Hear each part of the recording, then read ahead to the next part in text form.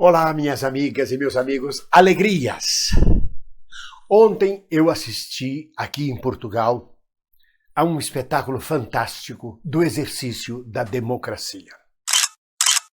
Antes de mais nada, eu quero fazer uma correção ou uma interpretação, uma nova interpretação. Há dias atrás, quando chegamos em Portugal, eu publiquei que Portugal era socialista. E os portugueses, ao contrário de nós brasileiros, eles têm um raciocínio muito concreto. E muitos leitores e muitos internautas que me seguem, muitos inscritos portugueses me chamaram a atenção, dizendo para mim que Portugal não era socialista, Portugal tem um governo socialista. Quer dizer, quando a gente diz socialista, é a maneira de a gente dizer, ou seja, governado por socialistas. Então, primeiro quero esclarecer isso. Sim, concordo concretamente com os portugueses que me chamaram a atenção. Portugal tem um governo socialista e reafirmou agora a necessidade, o desejo de continuar com o governo socialista. Mas o que mais me espanta, o que mais me chamou a atenção nas eleições que eu tive a oportunidade de acompanhar, de assistir ontem, são algumas coisas como, por exemplo, a tranquilidade com que transcorrem as eleições. Não há grupos, não há ódio, não há facções desesperadas, não há baixarias, não há coisas terríveis se enfrentando. Não passa pela cabeça, talvez, aqui da democracia portuguesa, a existência de um Aécio fazendo birra, batendo pé e dizendo se ganhar ela não governa, se governar não continua mais meses, eu vou destruir todo este governo, ou de um Eduardo Cunha dizendo eu vou acabar com a República, ou de qualquer outra coisa. Não passa. É pacífico, é normal. Conquistaram a democracia 45 anos atrás com a Revolução dos Cravos e mantém o processo democrático com profundo respeito entre as facções. É o que eu vejo. É claro que há os lados mais sectários de brigas e são as exceções. Mas tudo muito educado, tudo muito fino. Primeiro, não há sujeira nas ruas, não há papéis jogados, paredes pintadas. Segundo, não há manifestações gigantescas, confrontos, pancadarias, pedradas, xingamentos. E é por aí que você vê como é frágil a nossa democracia no Brasil, se é que ela existe. E não se pode realmente falar em democracia com o estado de miséria do Brasil. Com a quantidade de pobres, de desabrigados, de sem-tetos, de analfabetos, de crianças na rua, de desempregados. Não pode dar estabilidade social e política um país que tem este quadro de desempregados e de miséria. Aqui em Portugal, nos últimos tempos, encontrei mendigos sim na rua. Encontrei um ou dois mendigos, mas quase que profissionais. Encontrei mais drogados pedindo dinheiro para comprar droga, e não em grande quantidade como o Brasil, nada disso. Um drogado, outro que se aproxima, pode me dar um euro para comprar e tal, que eu estou seco. Não existe esse desespero, essa miséria. Não vi ninguém sem teto, calçadas lotadas de gente dormindo no final da noite, no final do dia, nas calçadas, porque não tem onde morar, porque estão desabrigados. Não vi crianças à toa vadiando no meio da rua, vendendo balas nos semáforos. Não vi camelôs espalhados pelas calçadas, não vi shopping de chão. Não vi barracos. Eu sei que existe em Lisboa um bairro de imigrantes chamado Cova da Moura, e que a polícia trata esses imigrantes, às vezes, muitas vezes, pelas notícias do jornal, com violência, e que os policiais respondem a processo por isso. Mas é uma Cova da Moura. Não é 1.800 favelas como nós temos no Rio de Janeiro. Eu não estou dizendo que Portugal é um paraíso. Lugar nenhum do mundo é um paraíso. Isso aqui é um planeta karmático, um planeta de dores. Sempre há exceções. Mas eu digo a vocês, as cidades são civilizadas, o grau de cidadania, de respeito. Esta casa onde eu estou hospedado, essa casa dorme de portas e janelas abertas. Eu perguntei ontem à noite ao dono da casa, não vai fechar a porta da casa? Não, porque se fechar a porta, os cães não podem sair à noite para passear. Isso é uma segurança total. Ou uma segurança que nós desconhecemos no Brasil. Mas isso tem a ver com as eleições, isso que eu quero dizer. As eleições transcorreram em profunda calma e no exercício de democracia de nos fazer inveja. Não há ameaça de um exército vir fechar um Supremo Tribunal Federal, de um jipe e um soldado fechar o STF, de um bufão dizer que vai acabar com a liberdade de expressão, com a cultura. Não cabe isto em Portugal, não cabe. E aí é preciso sair do Brasil para você ver o quanto nós precisamos avançar ainda na luta pela democracia.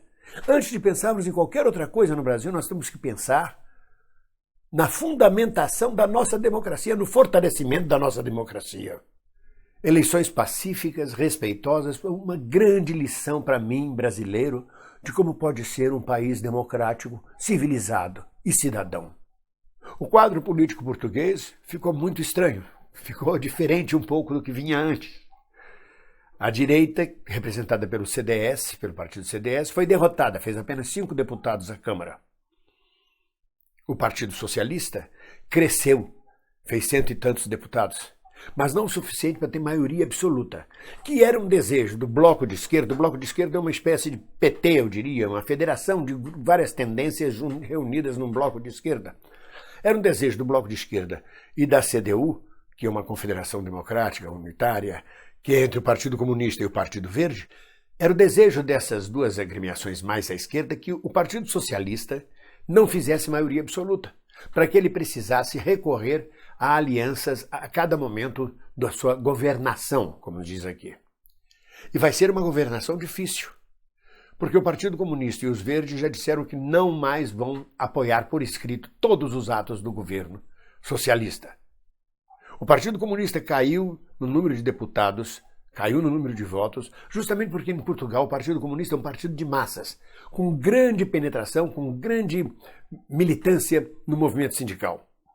O Partido Socialista hoje no poder não pode desconhecer a militância sindical dos trabalhadores, a massa trabalhadora que o Partido Comunista é capaz de mobilizar.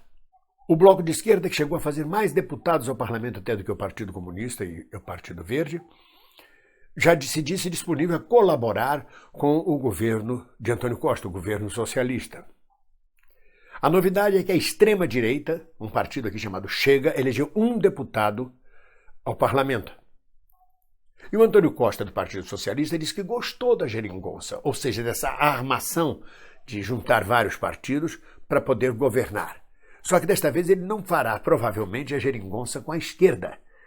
Como ele precisa de muito poucos votos, ele pode apelar para a aliança com a extrema-direita, com este único parlamentar da extrema-direita, e com alguns parlamentares do partido Pessoas, Animais, Natureza, o PAN, que fez 3 ou 4 deputados. Ainda assim, ele vai precisar dos votos do Bloco da Esquerda e do Partido Comunista para poder ter seus projetos aprovados. Ele tem 2 soluções aqui, o Partido Socialista, e vale lembrar que o Partido Socialista pertence à Internacional Socialista. Ele não chega a ser um partido leninista, um partido comunista, um partido que propõe exatamente um socialismo nos moldes como nós conhecemos em Cuba, ou como nós conhecemos no Vietnã, na Coreia. Não, ele propõe um socialismo democrático e libertário.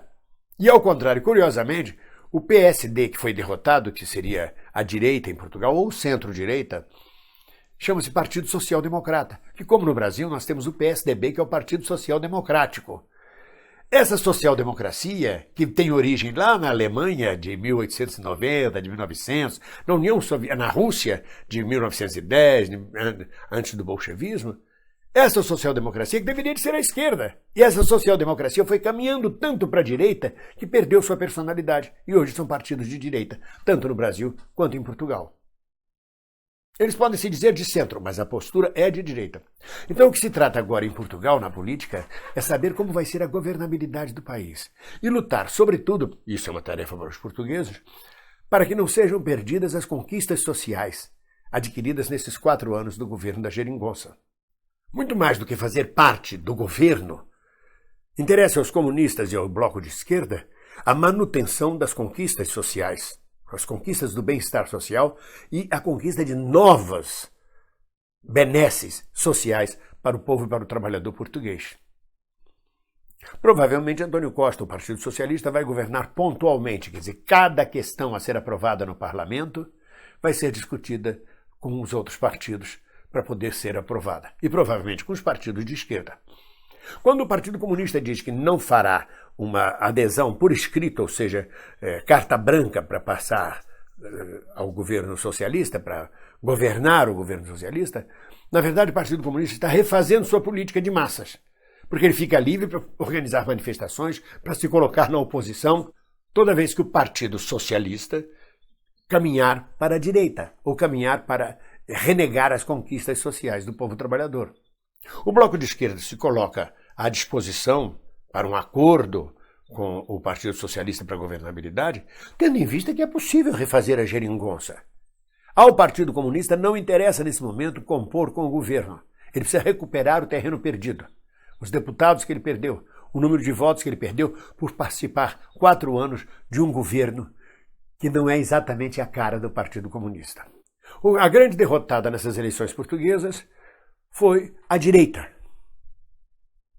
Há um vitorioso, que é a extrema-direita, que conseguiu fazer um parlamentar, que é o pessoal neoliberal. É o pessoal mais à direita, realmente, aqui em Portugal. São os liberais, ou chamados livres.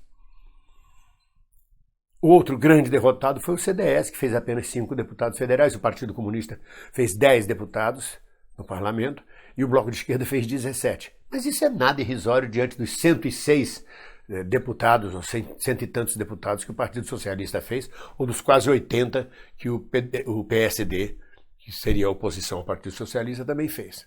De toda forma, o que fica muito claro, esquecendo agora essa tentativa de explicar a vocês como funciona o processo português, e lembrando que não é um processo presidencialista, é um processo parlamentarista, ou seja, interessa muito mais as eleições legislativas do que as eleições presidenciais.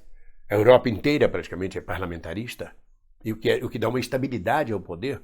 Você não tem um Aécio Neves dizendo ela não pode tomar posse, ela não pode governar. Não tem isso. Feitas as eleições, vamos ver que blocos governam, que política teremos, que política o povo escolheu através do legislativo. O que fica muito claro para mim como lição, eu que assisti nesta semana a campanha eleitoral, é o processo democrático, a democracia como bem universal. Mas a democracia mesmo, estabelecida, onde nem sequer passa pela cabeça de alguém que ela possa estar ameaçada, de que alguém possa dar um golpe, de que alguém possa fazer um trabalho rasteiro de oposição. É a liberdade. E também a abstenção. Como o voto não é obrigatório, aconteceu 45% de abstenção nessas eleições. O que periga um pouco a democracia, porque se você não tem grande participação das massas no processo eleitoral, você tira a legitimidade do parlamento eleito. Ele perde parte de sua legitimidade e fica aberto o caminho para algum aventureiro fascista, porque mostra a insatisfação da população ou o desinteresse da população com o que se passa no parlamento ou com como se vai gerir ou governar o país, quem vai gerir ou governar o país. Mas é um outro país, é uma outra cultura, uma outra maneira de ver, não dá para explicar num vídeo. Mas eu queria dizer isso a vocês, que a grande lição que ficou para mim foi a beleza da democracia, de eleições democráticas em Portugal. Foi a beleza de saber que é possível a cidadania, que é possível viver num país rico, cidadão, sociabilizado, civilizado. E que nós, no Brasil, não poderemos ter democracia clara e plena enquanto tivermos a miséria e o analfabetismo. Eu não vejo uma criança vadia nas ruas de Portugal. Não vejo uma criança, andei Portugal quase todo, não vi uma criança vadia fora do horário escolar, no horário escolar, na rua, não vejo. Vejo crianças, sim, no shopping, saindo do cinema, entrando numa sorveteria, mas não vejo crianças nas esquinas pedindo esmola, vendendo bananada, goiabada. Meu Deus, vocês não fazem ideia. Vocês estão no Brasil. A gente sabe o que é que nós estamos vivendo de sofrimento, de dor, de atraso, de subdesenvolvimento. Mas quando você sai, é que você vê que é muito pior do que o que a gente imagina dentro do Brasil. Então que Deus nos proteja e que a gente encontre caminhos sábios, pacíficos, caminhos abertos para conquistarmos uma vida social melhor para o povo brasileiro, que permita garantir, assim, a democracia. Um abraço para todos vocês.